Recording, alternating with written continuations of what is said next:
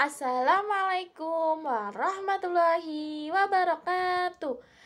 Perkenalkan, nama saya Septia Dwi Wulandari, NIM 213131128. Nah, di sini saya dari kelas 6D akan menjelaskan tentang apa itu tunanetra.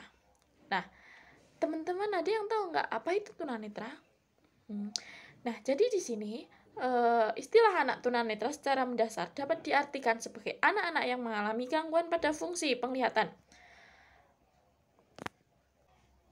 Anak-anak dikatakan buta secara legal jika mengalami permasalahan pada sudut pandang penglihatan, yaitu kemampuan menggerakkan mata agar dapat melihat ke sisi samping, kiri, dan kanan. Menurut beberapa ahli seperti Jajara Harja dan Sujarwanto serta Gargiolo mendefinisikan ketunanetraan menjadi 3 kategori, yaitu buta-buta, buta fungsional, dan low vision.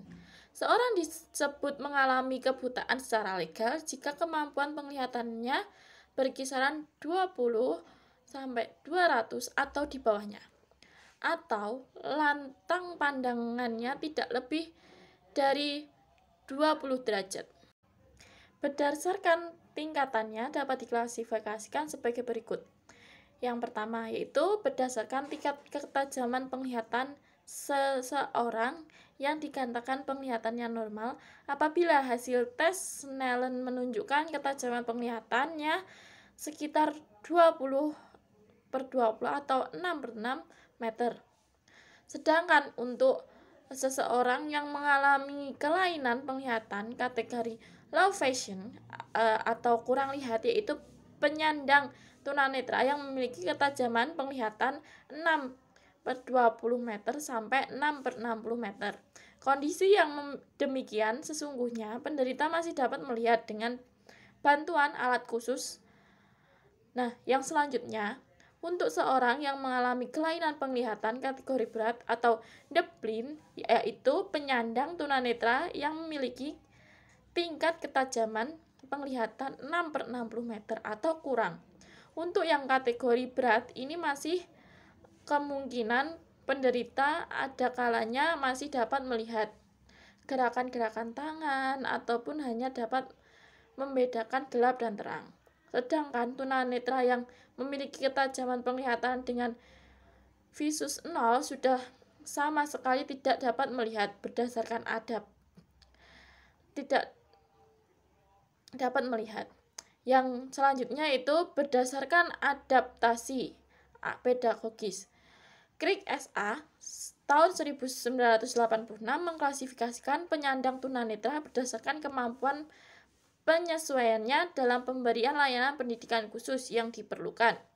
Klasifikasi dimaksud adalah kemampuan melihat sedang atau moderate visual disability, di mana pada taraf ini mereka masih dapat melaksanakan tugas-tugas visual yang dilakukan orang awas dengan menggunakan alat bantu khusus serta dengan bantuan cahaya yang cukup.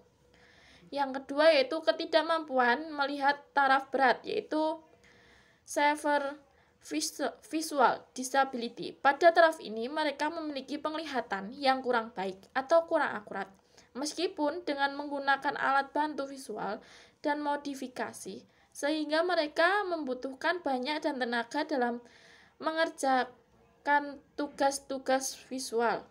Yang selanjutnya yaitu ketidakmampuan melihat taraf sangat berat, yaitu profound visual disability. Pada taraf ini, mereka mengalami kesulitan dalam melakukan tugas-tugas visual dan tidak dapat melakukan tugas-tugas visual yang lebih detail seperti membaca dan menulis. Untuk itu, mereka tidak dapat memanfaatkan penglihatannya dalam pendidikan dan mengandalkan indera perabaan dan pendengaran dalam menempuh pendidikan. Jadi kesimpulannya, anak tunanetra yaitu anak berkebutuhan khusus secara fisik. Jadi anak tunanetra itu yang diserang yaitu penglihatannya. Nah, tunanetra ini diklasifikasikan menjadi 3 secara penglihatan, yaitu ada normal, sedang, lalu berat. Jadi anak tunanetra yang normal itu penglihatannya masih normal-normal aja. Lalu yang anak tunanetra ringan itu masih bisa melihat walaupun dengan alat bantu. Terus ada yang tunanetra berat. Tunanetra berat itu dibagi menjadi dua, yaitu yang masih bisa melihat walaupun cuma hitam putih.